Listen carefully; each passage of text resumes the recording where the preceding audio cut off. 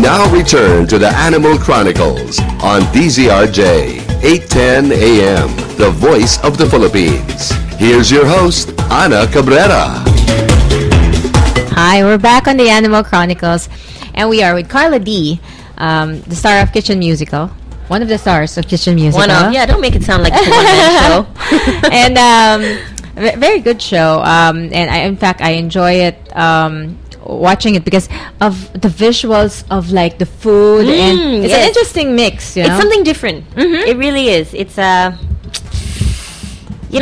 with media today, and the fact that lots of things get recycled all the time. It's nice to do something that's new and adventurous. I have to ask: do you cook, like really cook, or can you tell from my laugh? Let's see. I know how to boil an egg, fry an egg, make scrambled eggs. Oh no! Okay, set up. Okay, let's. No, I cook. I do cook, not as extensively as I pretend to in the show. French food. Wow. But I really like to cook. And your like specialty. My specialty. I actually make a mean potato gratin. Wow. Yeah. Okay. Wow. And I really like it because I still can eat that. I'm pesco-vegetarian, so I still can eat some, like anything that, I should make you some next time. Yes. Next time you drop by, you are going to drop by at the shelter again. Of course. Okay. Just you try to keep me away. Because we've been trying to get her to adopt one of her, kitty cats or the doggies. I'm still thinking about it. I've still been... I've been asking Charlie what she thinks, I really want to get her approval. Mommy, I need a sister or a brother. Yeah, because I think she is lonely when I'm not at home, and she's still in the kitten phase, so every time I come home... She needs to play with someone. Yeah, she always wants to play, and I get that, If I was 4 months old, well, whatever that is in cat years, I'd want to play too. So maybe an older cat, though, to kind of calm her down. Not another kitten. Oh, my goodness. No. We have loads of cats, 243 currently at the PAWS Animal Shelter, and we have all shapes and sizes. We have fat cats, thin cats, and since they're in a multiple cat, because they're in a multiple cat environment household, so we can't monitor sometimes their diets, and they're like the fat ones are the ones always going at the food bowl so much. They're really cute though, because I remember going inside the cat enclosure, and they just came. Oh my goodness, they were rubbing themselves on my leg, like pet me, pet me. Really marketing themselves really well. Really, you don't really need to sell them. They kind of do the job themselves. And there was one cat in particular that's really like selling himself, and so he got adopted right away, but the one who was adopting him was going to come back for him in August, so he has this tag reserved for the international school teacher who begged us to tag him. And so did you meet him? He's black and white. He's a black and tuxedo cat. Maybe I saw him. I don't know. Yeah, but you should. Please do consider looking for a brother or a sister for Charlie at the PAWS Animal Shelter. Yes. Oh boy. But you're gonna come across so many cats in need of help. I mean, even people listening right now, we encourage them. Like, if you see an animal in need and you still have space in your home for another animal, do get a pet, but spay and neuter them. Charlie will be spayed. Of course. I think she's still a bit too young now. She's 4 months, coming to 4 months. She should be 6 at least. For at least our vet to spay and neuter. I know that they do early neutering surgery for some, but in our clinic it's always 6 months. Well, why is that? Doc Will can really do the early age neutering, but he feels like he thinks this is his opinion. He said cats that get spayed early, like they become children or kittens for life, and so if they're always playing, they'll be playing even when they're round and big, and so it's kind of awkward. So he says he's waiting for them to grow a bit older first. So. Okay. Oh, fair enough. that makes a bit of sense. But would you recommend to other people that they adopt a dog or a cat? Oh, definitely. Isn't it too much? Because people think a lot of people think it's too much of a bother. There's some people who don't like animals, so like they're always stinky or things like that. if you were going to ask people or to encourage them or discourage them or what would you say about pet ownership that really does it enrich your life? You know what? I think, you know how we always say that we learn a lot of stuff from different people, you know, different people's characteristics teach us stuff about ourselves that we need to learn, like patience, we need to learn kindness from people. I think a lot of the time we fail to acknowledge maybe even that we learn a lot from animals. Just because of the fact that they can't communicate that directly with us, and you have to be so intuitive to what they're trying to tell you that it's really like a guessing game. You know, when they look at you and they're meowing and you're thinking, what does she want? I've already fed her, I've already done this. Oh, all right. It's because her toy is under the bed, I've got to go get it because she's too fat and she can't crawl under. You know, it's things like that where you start having a different sort of communication with your animal that it just makes you more sensitive later on. Even when you converse with people, you know, you become more sensitive to their body language, and when someone's not comfortable because you've observed your fat dog sleeping on the sofa when he's grumpy, you know, or when he's snoring, just simple things like that. And the wonderful thing is I've always had an animal. I don't remember a time in my life where my family has not. You know, if we didn't have a cat, we had a dog. If we didn't have a dog, we had a rabbit. We had all sorts of animals, and it was very common in my family especially to bring home animals. We oh my goodness, the number of stray cats, dogs, bats. Yes, my sister would find bats. We'd bring home bats. Where? In Singapore, you know. Sometimes the baby bat falls off the tree and it can't fly, so she wrapped it up, she brought it home. My uncle brought home a sun bear at one point, a cub. Really? Yeah, baby crocodiles and a bald Baby eagle. This crocodile. is all in the time where these sort of animals were still not so foreign. Was this in Singapore? This was in Singapore because my mom grew up on a farm. And having 8 brothers and sisters, coming from a family of 9 children, everybody loved animals. So everyone brought home something. Okay. So, yeah. Everyone brought home something. Yeah. It really was like, hey, show and tell. Look, what did you get this week? I have a bear. Okay. Great. What do you have? You know, one of them brought home a wild cat. And these are all like, they're babies. Of course, they don't Rescue. Yeah. They never buy them. But it's like, you know, if they see the poacher has killed the mom, okay, then they'll take home the bear.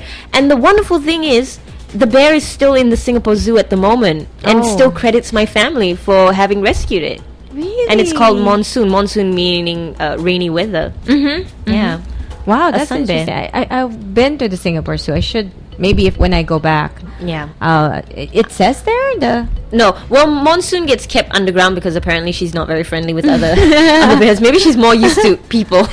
But it's just it's heartwarming, you know, when you feel that you don't necessarily only have to get along with people. Yeah. You know, that's true because most of our young volunteers, the ones that are the kid volunteers that we have, we notice that they have high EQ levels, emotional quotient, and it's and scientists and experts will tell you that EQ is more important than IQ nowadays, because if you're more attuned to like how people feel and how they react, you can communicate more effectively, and you can you can cross off like offending people, and that's where all the miscommunication is all coming from, rubbing people the wrong way. And I see these children, and then I ask the parents, ma'am, would your son be like a president of the club? And they say, yeah, how did you know? Because they're always president of an extracurricular club and out of the after school clubs.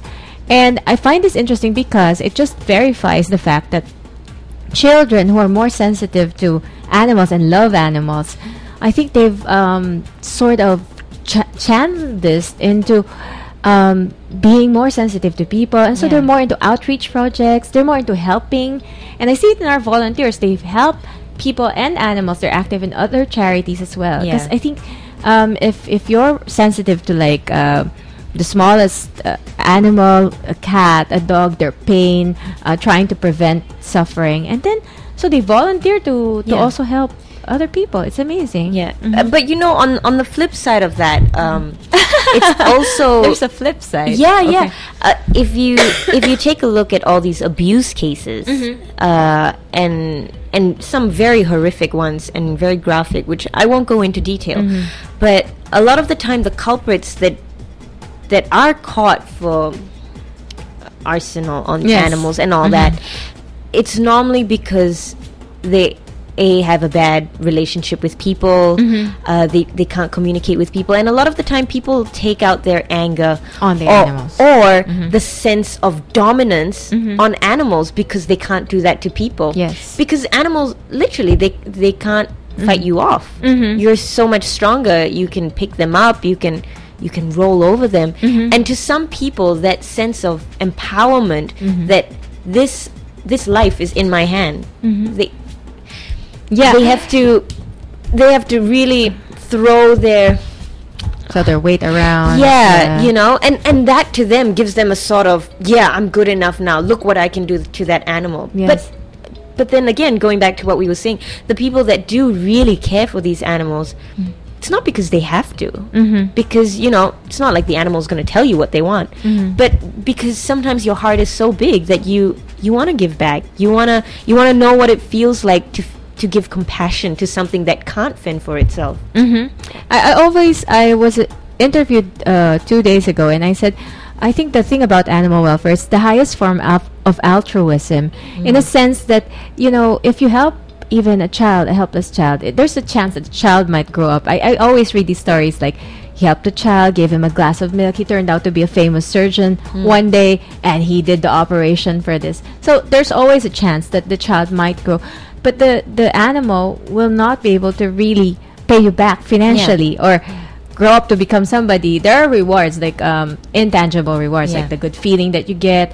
But generally, these animals won't be able to pay you back. And you're right, it is a cycle of abuse. If they've been abused, most of the abused children also tend to abuse animals because these are the only ones that are helpless enough. And just to complete that cycle, they have found that many serial killers or animal started out as animal offenders. Yeah, exactly.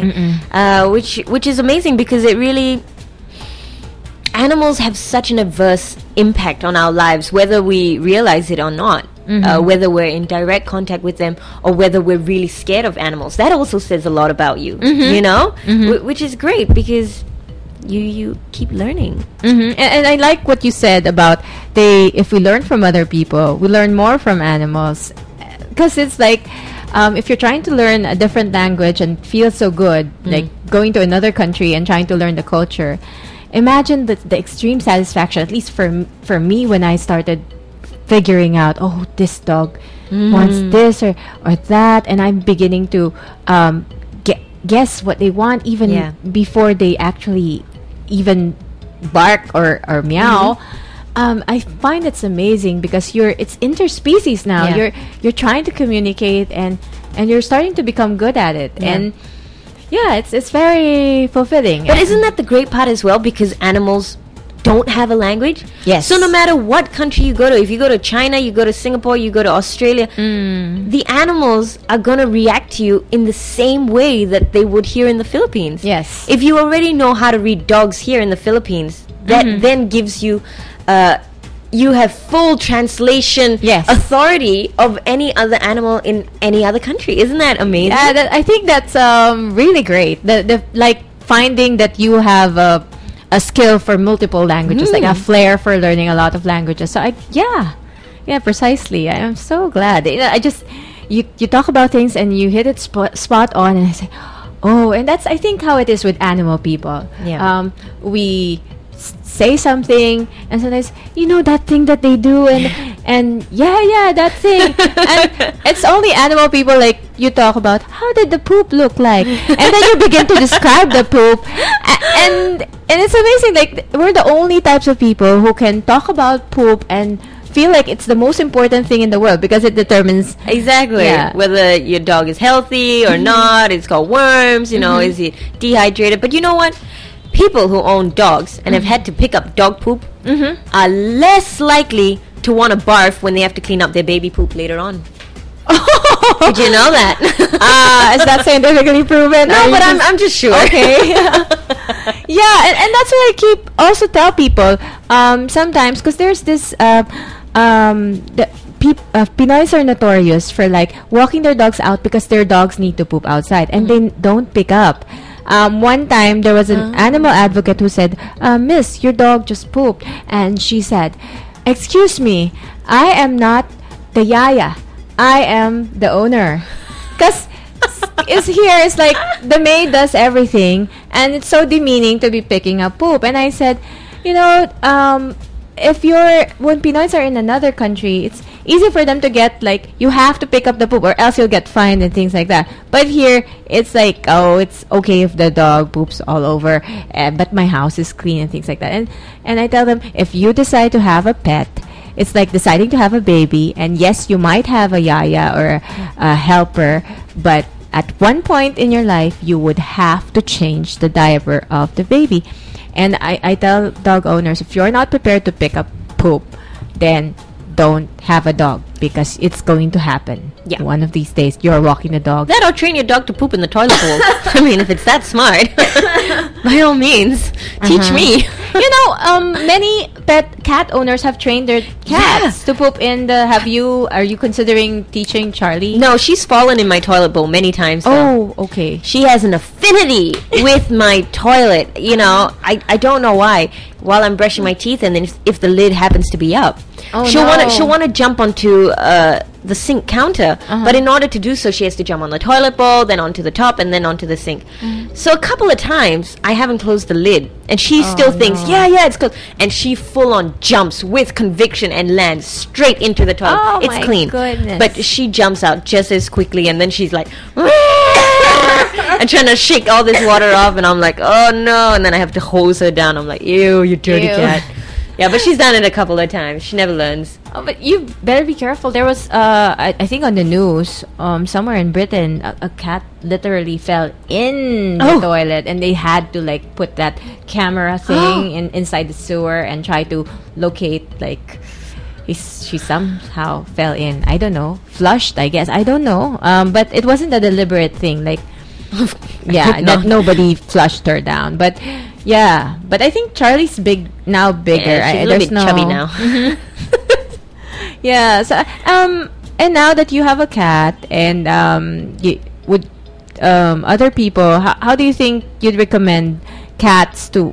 There are sort of people like. They're cat people, and there's sort of people like they're dog people. How do you know? Like, do you tell them, "Oh, you're a dog person, do this," or it's just basically boils down to the time that you have for the pet? I think that's a very big deciding factor, whether you want a dog or a cat. But having said that, there are certain cat breeds that are very demanding and that require your attention, and that are very much like dogs. They want to be taught tricks. They need you around. If not, they get up to mischief. And then there are certain dogs that feel okay if you're not around, and they just like sleeping. So I always advise people to do research. If you're getting a breeded dog or a breeded cat, do your research.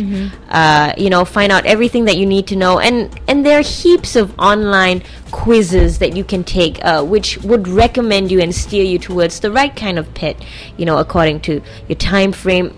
And budget has a big part to play as well.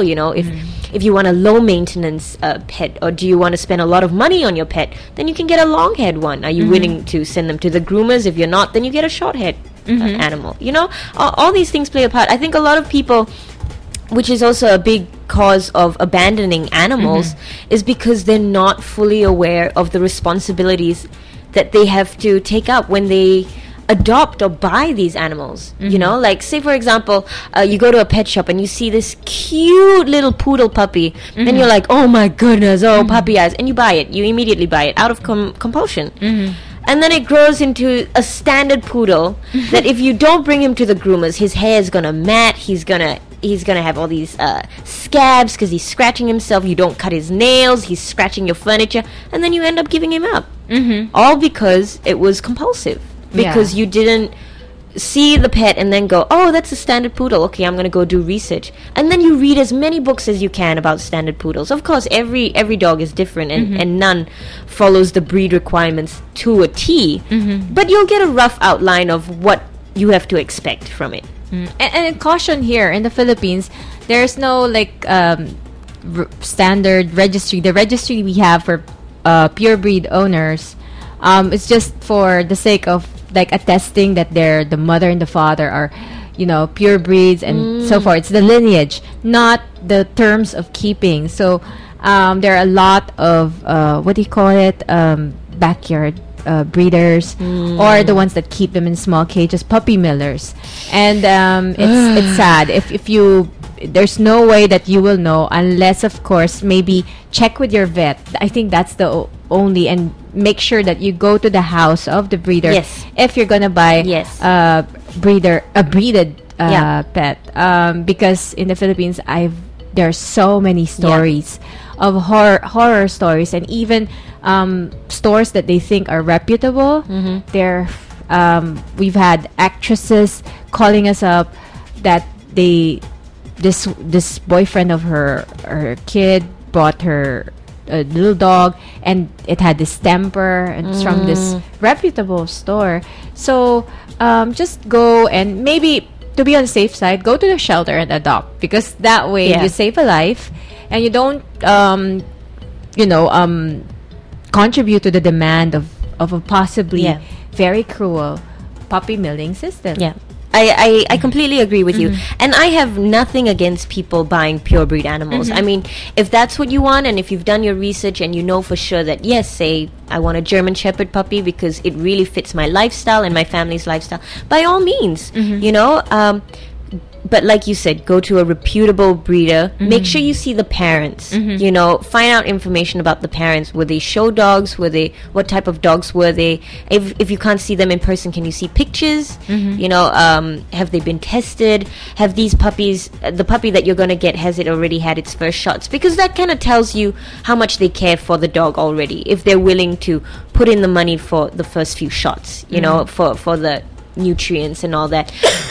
People who are doing it for money, they normally give you the puppy or the kitten raw, with nothing, no nails cut, no nothing. It's like, it's just been sitting in that cage waiting for someone to buy it, and you're the first person that's come along and said yes, and they go, oh, okay, and wipe it with a towel, and you're like, oh, has it gotten any medical attention? No, that's up to you. Then already you know that it's not for the well-being of the animal, that they're not concerned with proper breeding. They just want to make a quick buck. And there's this disturbing trend, people buying animals online, and we haven't, at PAWS, we really discourage people like buying online. How do you buy an animal online? It's now the in thing, and they're on internet sites, and we are not going to recommend that. Never ever do that. Buy online, order. Wow. I don't even buy clothes online. I would never think of buying a living thing online. So one of the amendments that we're proposing is that this sort of thing be banned, at least online selling of animals. At least we cut off one aspect. We're very prone to abuse of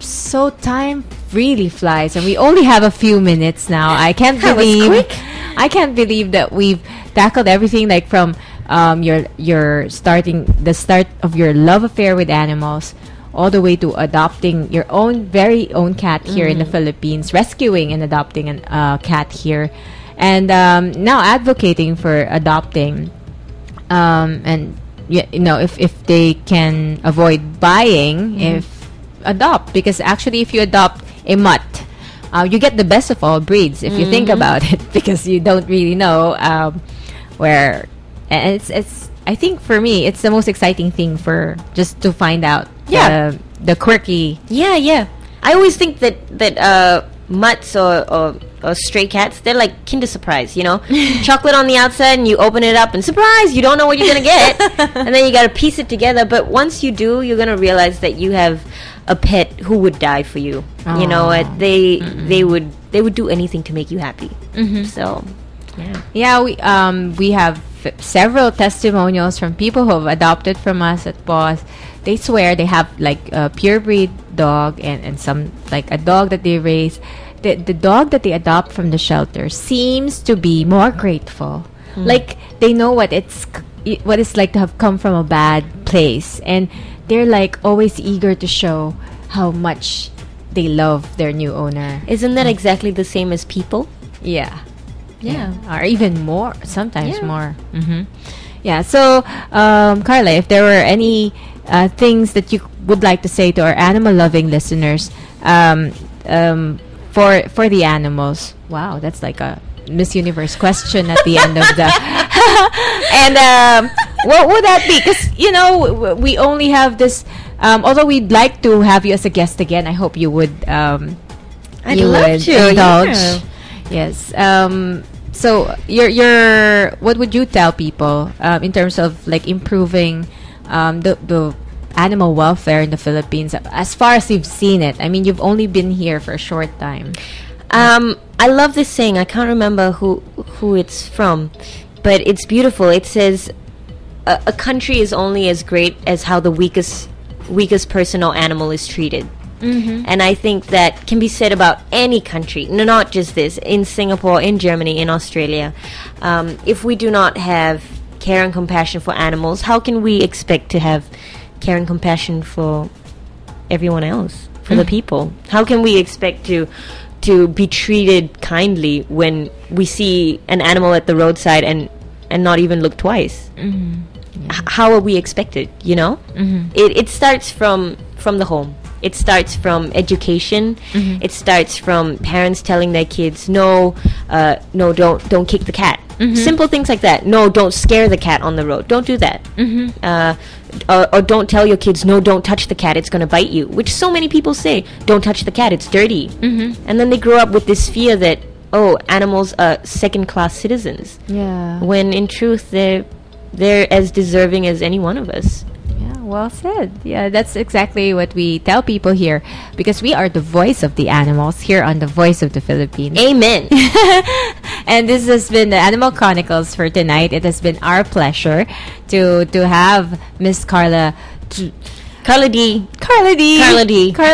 as our guest, and we're always so pleased that when people who are famous, they star in these shows, like especially such as an influential show as Kitchen Musical, because it cuts across like all Asian countries. And congratulations on your work there. Thank you. And you speak up for animals, so we're just thrilled that you're there and speaking for the animals. Definitely. So you will be guesting on our show again. Of course I will. To seal that. Next time I'll bring Charlie. Yes, please. I'll bring Charlie. So you'll have to have a part 2. And thank you for being here tonight. Thank you very much for inviting me. I had a lot of fun. Yes, me too. Yeah. So we should do this more often. Yeah. And stay tuned again next week, Monday. I think we will have another vet. For a long time we haven't had a vet on the show, and so Dr. Nielsen Donato, he is a wildlife veterinarian, and he will share with us some of his interesting wild experiences. Wow, so, that's exciting. Yeah, please do tune in again next Monday, 9 o'clock, here in the Animal Chronicles. Thank you, Carla. Thank you very much for having me. And we're signing off. Good night. Good night.